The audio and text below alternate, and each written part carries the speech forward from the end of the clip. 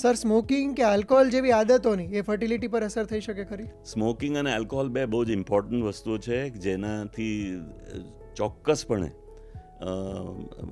નિસંતાનતા એટલે ફર્ટિલિટી પર અસર પડે છે અને ઇનફર્ટિલિટી થઈ શકે છે, સ્ત્રીને પણ અને પુરુષને પણ.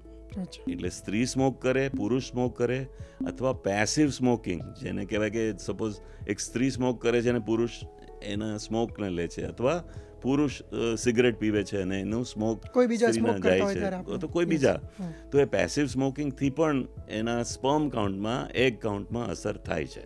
Yes. અને ચોક્કસપણે થાય છે.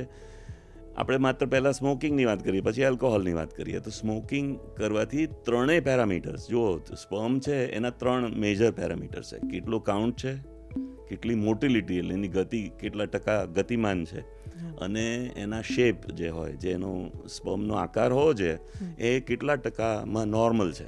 આ 3 મેજર ક્રાઇટેરિયા છે. એના ઉપરથી અમે એમને ટ્રીટ કરવા કે ન કરવા એ અમે નક્કી કરતા હોઈએ છીએ. તો એ 3 ક્રાઇટેરિયા પર સ્મોકિંગની અસર છે. એટલે સ્મોકિંગ તો ન જ કરવું જોઈએ.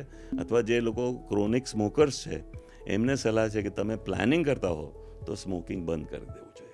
એવી જ રીતે સ્ત્રીઓમાં સ્મોકિંગ કરવાથી એમના એગ ક્વોલિટીમાં, જુઓ આ પણ મહત્વનું છે, નંબર ઓફ એગ્સ એટલે જે બીજ છે તેની ગણતરીમાં પણ ઓછા થાય, અને બીજું કે એમના ક્વોલિટીમાં પણ અસર થાય છે. એટલે કોઈ પણ સ્ત્રી અથવા કોઈ પણ કપલ એવું નહીં ઈચ્છે કે મારું બાળક તે સ્વસ્થ ના હોય, અમુક રીતે પંગુ હોય, અમુક રીતે એને ડિફેક્ટ્સ આવે, એવું ન ઈચ્છતા હોય એ લોકોએ સ્મોકિંગ ન કરવું જોઈએ.